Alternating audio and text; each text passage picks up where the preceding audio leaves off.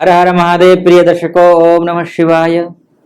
इस वीडियो में चर्चा होगी वृषभ राशि वालों के लिए अक्टूबर का महीना कैसा रहने वाला है, क्योंकि गुरु चांडाल योग समाप्त हो रहा है इसी महीने के एंड में, यानी कि 30 अक्टूबर को।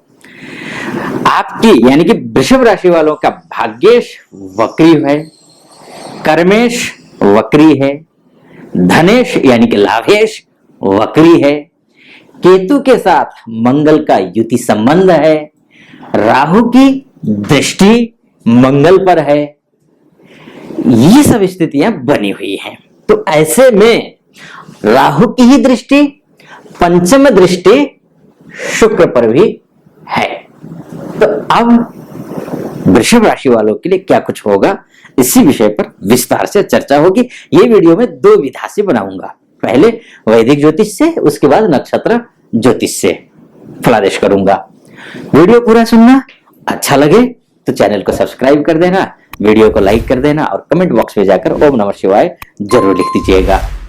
अगर आपकी कुंडली में शुक्र की स्थिति अच्छी है तो इस महीने राहत तो मिलेगी, कोई शंका नहीं, कोई शक नहीं, निसंदेह आपको राहत मिलने वाली है। लेकिन बस एक सावधानी है, वो क्या सावधानी बरतनी है वो मैं आगे बताऊंगा। अच्छा, शुक्र जो है आपका, देखिए, राशि का स्वामी होकर के चतुर्थस्थ है, जो कि बहुत अच्छी स्थिति में माना गया है शुक्र का चतुर्थ भाव में होना। अगर आप घर लेने की सोच रहे हैं तो आपको सफलता मिलती हुई दिखाई दे रही है, पैसे का लेन देन करना है तो भी आपको अच्छी सफलता मिलती हुई दिखाई दे रही है। अगर कहीं आप घर लेने, अगर भूमि लेने की सोच रहे हैं या फिर कोई वस्तु या कोई भी चीज लेने की सोच रहे हैं तो वो लग्जरी लेंगे, आपका मन उधर जाएगा। जो भी चीज होंगे शुक्र से संबंधित, जो भी चीज डेकोरेशन करना चाहेंगे घर का, आप अच्छा मन रहेगा, प्रसन्न रहेंगे, खुशहाल रहेंगे, परिवार भी खुश रहेगा, आप भी खुश रहेंगे। इस महीने आपका स्वास्थ्य के दृष्टिकोण से भी समय अच्छा है। उसके साथ साथ बुध उच्च का है, पूरे महीने बुध उच्च का है। हाँ, बुध उच्च का, और थोड़ा सा जो है फिर ये सप्तम षष्ठस्थ भी बुध हो रहा है, तो थोड़ा सा ध्यान रखना पड़ेगा। जब 18 तारीख तक तो बुध ठीक है, 18 तारीख के बाद बुध जब है ना ये षष्ठस्थ हो जाएगा तो थोड़ा सा ख्याल रखना है। खासकर किन लोगों को हर एक क्षेत्र में फायदा होगा ये भी आप सुन लीजिए। जो व्यक्ति संगीत से जुड़ा हुआ है, जो नृत्य से जुड़ा हुआ है, जो कलात्मक विषयों से जुड़ा हुआ है, जो प्रस्तुति देता है, कोई स्टेज शो करता है, उसके लिए जो अदाकार है, यानी कि बॉलीवुड से रिलेटेड व्यक्ति हैं, डिजाइनर है, कोई फोटोग्राफी के क्षेत्र से जुड़ी हुई है, मॉडलिंग के फील्ड में है, कोई होटल मैनेजमेंट से संबंधित रखने वाले व्यक्तियों के लिए ये जो अक्टूबर का महीना है वो विशेष लाभदायक है। और प्रेम संबंध में आपको, अब बाकी सब ठीक है, प्रेम संबंध में 17 अक्टूबर से थोड़ा सा ख्याल रखना, 19 अक्टूबर से थोड़ा आपको ध्यान रखना है, क्योंकि 1 अक्टूबर से लेकर के 19 अक्टूबर के दोपहर तक तो बुध उच्च का है। आपका जो प्रेम कारक ग्रह है, शिक्षा का कारक ग्रह है, जो संतान का कारक ग्रह है, उसके बाद ये षष्ठस्थ हो जाएगा, केतु के साथ हो जाएगा, तो आपकी गलतफहमी हो सकती है। आपको संतान को लेकर के, शिक्षा को लेकर भी, कोई उच्च शिक्षा की तैयारी कर रहे हैं तब भी आप ध्यान दीजिएगा, विशेषकर फोकस करना शुरू कर दीजिए पढ़ाई में आप। इसके साथ साथ में आपका, जैसे मैंने शुरू में कहा कि भाग्येश आपका अच्छा है, शनि है, अपने घर में बैठा हुआ है, किसी भी अशुभ ग्रह की दृष्टि भाग्येश पर नहीं है, शुक्र की दृष्टि है, क्योंकि शुक्र की दृष्टि होना शुभ माना गया है। आपकी राशि की दृष्टि भाग्येश पर होना राजयोग होता है। किसी की भी राशि का ग्रह, राशि का स्वामी अगर भाग्य को देखता हो या फिर कर्म भाव को देखता हो तो ऐसी स्थिति में राजयोग कारक होता है, भाग्य की वृद्धि करवाता है। तो आपकी कुंडली के हिसाब से भी शुक्र यहाँ से शनि को देख रहे हैं, तो इसका मतलब यह है कि आपके भाग्य में वृद्धि करवाएंगे। एक दूसरी बात, शनि महाराज 4 अक्टूबर तक वक्री है, तो कोई भी ग्रह, शुभ ग्रह अगर आपकी कुंडली में शनि की स्थिति अच्छी है तो ये मानकर चलिए कि जो आप चाहोगे वो आपको मिलेगा। अब ये कैसे पता करेंगे कि आपका शुक्र अच्छा है या नहीं है, या फिर शनि अच्छा है या नहीं है, गुरु अच्छा है या नहीं है, ये कैसे पता चलेगा? कि आपकी कुंडली में, यानी कि date of birth, time of birth और प्लेस ऑफ बर्थ के हिसाब से जो आपकी कुंडली बनती है, उस कुंडली में आपका शुक्र अच्छा है या खराब है, या शनि खराब है या गुरु खराब है, ये पता कैसे करेंगे? जैसे मैंने शुरू में आपसे कहा था कि अगर आपकी कुंडली में शुक्र अच्छा है तो सब कुछ मिलेगा। तो वो पता करने के लिए आपको दो ही तरीके हो सकते हैं। एक तो किसी विशेषज्ञ आचार्य से आप ज्योतिषीय परामर्श लीजिए, या फिर कुछ लक्षण होते हैं शुक्र कमजोर होने के, यानी कि आपके राशि के स्वामी कमजोर होने के। अगर आप संतान का सुख आपको नहीं मिल रहा है तो समझ लेना कहीं ना कहीं शुक्र प्रभावित है आपकी कुंडली में, या फिर लव लाइफ में बार बार समस्याएं आ रही हो तब भी समझ लेना कि शुक्र प्रभावित है आपकी कुंडली में। स्किन से जुड़ी हुई समस्याओं से अगर आप परेशान रहते हैं तब भी ये समझ लेना कि शुक्र अच्छा नहीं है। भौतिक सुखों के प्रति आपका मन जाता नहीं है, या फिर आप जाता तो है लेकिन भौतिक सुख आपको मिलता नहीं है। भौतिक सुख अर्थात आप लग्जरी गाड़ी चाहते हैं, लग्जरी चीजें करना चाहते हैं, लग्जरी जगह जाना चाहते हैं, लेकिन आपको नहीं मिल पा रहा है। तो इसका भी मतलब है कि कहीं ना कहीं आपकी कुंडली में शुक्र खराब है। तो ऐसी स्थिति में शुक्र अगर खराब है तो आपको जैसा मैं बता रहा हूं उस हिसाब से उस लेवल पे हो सकता है वो फल आपको न मिले। तो ऐसे में कुछ उपाय है, उनको कर लेना है। जैसे कि शुक्र की शांति के लिए मां सिद्धिदात्री की पूजा करनी चाहिए। मैं ये इसलिए बोल रहा हूं, ये सबसे अच्छा होता है मां सिद्धिदात्री की पूजा करना, क्योंकि अक्टूबर के 15 तारीख से ही नवरात्र शुरू हो रहे हैं।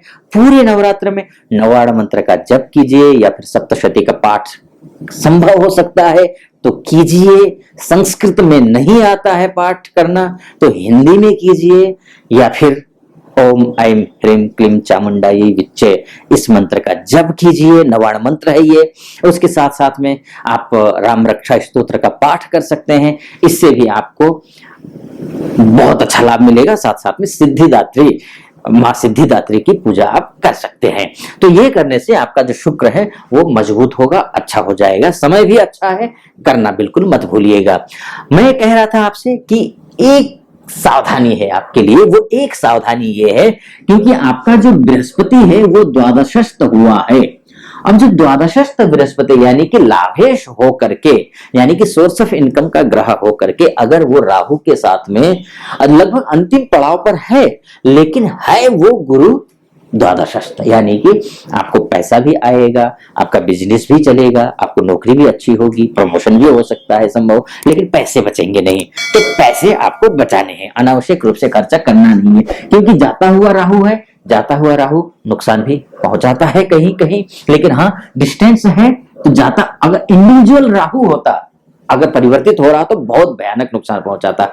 लेकिन राहु गुरु के साथ में बैठा हुआ है तो गुरु को ज्यादा प्रभावित नहीं करेगा, गुरु को और अच्छा ही होगा, खराब नहीं होगा, लेकिन सावधानी तो जरूरी है। चलिए, ये वैदिक ज्योतिष के हिसाब से इस वीडियो को यहीं पर मैं समापन करता हूं। लेकिन अब नक्षत्र ज्योतिष के हिसाब से मैं कुंडली का विश्लेषण करूंगा, यानी कि आपकी राशि का विश्लेषण। कृत्तिका नक्षत्र की सबसे पहले बात कर लेते हैं। कृत्तिका नक्षत्र वालों के लिए जो है, देखिए अ ई उ ए नाम एक कृत्तिका नक्षत्र के 4 चरण होते हैं, उसमें अ ई उ ए है ना। लेकिन अ या नहीं है, अ इसलिए नहीं है क्योंकि वो मेष राशि में आता है। अ कृत्तिका नक्षत्र का पहला जो चरण होता है वो मेष राशि में जाता है, और जो बचे हुए 3 चरण हैं वो वृषभ राशि में आता है। तो इसीलिए ई उ और ए से जिनका नाम शुरू होता है उनकी जो राशि होती है वो वृषभ राशि होती है, और कृत्तिका नक्षत्र होता है। कृत्तिका नक्षत्र वालों के लिए अगर हम बात करें तो ये जो महीना है अक्टूबर का महीना, क्योंकि वृषभ राशि का स्वामी कौन है? शुक्र है, और शुक्र नक्षत्र ज्योतिष के हिसाब से जो अक्टूबर के महीने में 1 अक्टूबर से लेकर के 17 अक्टूबर तक मघा नक्षत्र में है। मघा नक्षत्र में होने का मतलब क्या है कि आपके नक्षत्र से, यानी कि कृत्तिका नक्षत्र से जो मघा नक्षत्र है वो मित्र तारा के अंतर्गत आता है, और नवतारा के हिसाब से मित्र तारा हुआ। मित्र तारा में शुभ होता है, अच्छा होता है, बहुत अच्छा होता है, तो शानदार रहने वाला है। इसके साथ साथ ही 17 अक्टूबर से लेकर के 31 अक्टूबर के बीच में वो पूर्व फाल्गुनी नक्षत्र में रहने वाला है शुक्र। और कृत्तिका नक्षत्र से पूर्व फाल्गुनी जो नक्षत्र है वो अतिमित्र तारा के अंतर्गत आता है। अर्थात अतिमित्र अर्थात सबसे अच्छा, यानी कि कृत्तिका नक्षत्र वालों के लिए ये जो महीना है नक्षत्र ज्योतिष के हिसाब से मित्र तारा और अतिमित्र तारा यानी कि शुभ अति शुभ बहुत अच्छा, बहुत ही बढ़िया है, शानदार है, निश्चिंत रहिए। अच्छा, अब बात कर लेते हैं रोहिणी नक्षत्र की, अर्थात ओ, वा, वी और वु इन 4 अक्षरों से जिनका नाम शुरू होता है उनका जो नक्षत्र होता है वो रोहिणी है, और रोहिणी नक्षत्र का भी वृषभ राशि के अंतर्गत ही आता है।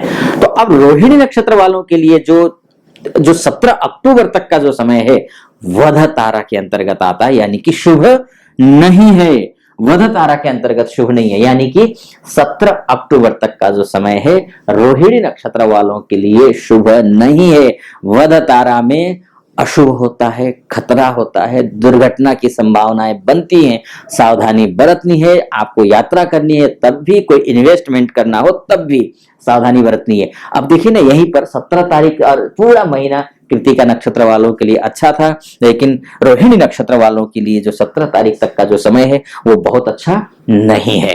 तो ऐसी स्थिति में 17 तारीख के बाद की स्थिति क्या है, तो मित्र तारा है, यानी कि बहुत ही शुभ, बहुत ही अच्छा है इनके लिए 17 तारीख तक, यानी कि रोहिणी नक्षत्र वालों के लिए सावधान रहना है। अब बात कर लेते हैं मृगशिरा नक्षत्र की, अर्थात वे और वो से जिनका नाम शुरू होता है उनका जो नक्षत्र बनता है वो मृगशिरा है। और मृगशिरा नक्षत्र वालों के लिए जो 17 तारीख तक का जो समय है, यानी कि 17 अक्टूबर तक का जो समय है वो साधक तारा है, अर्थात उपलब्धियों से भरा हुआ महीना रहने वाला है 17 तारीख तक। लेकिन 17 तारीख के बाद स्थिति खराब है, यानी कि वध तारा है, वध तारा के अंतर्गत शुभ नहीं होता है। तो मृगशिरा वालों के लिए 17 तारीख तक अच्छा है, उसके बाद खराब स्थिति दिखाई दे रही है। कोई भी इन्वेस्टमेंट करना हो सूझबूझ के साथ में करना, अपने जो जानकार हैं उनकी सलाह लेकर के करना, सूझबूझ दिखाना हर एक क्षेत्र में, तो ये मैं आपको सलाह दूंगा। खैर, बड़ा लंबा वीडियो हो जाएगा, विस्तार से और विस्तार में जाऊंगा, तो इस वीडियो को यहीं पर समापन करता हूं। आपको वीडियो कैसा लगा, अच्छा लगा हो तो चैनल को सब्सक्राइब कर दीजिएगा, लाइक कर दीजिएगा वीडियो को, और कमेंट बॉक्स में जाकर ओम नमः शिवाय जरूर लिखिएगा। फिलहाल अनुमति दीजिए। ओम नमः शिवाय।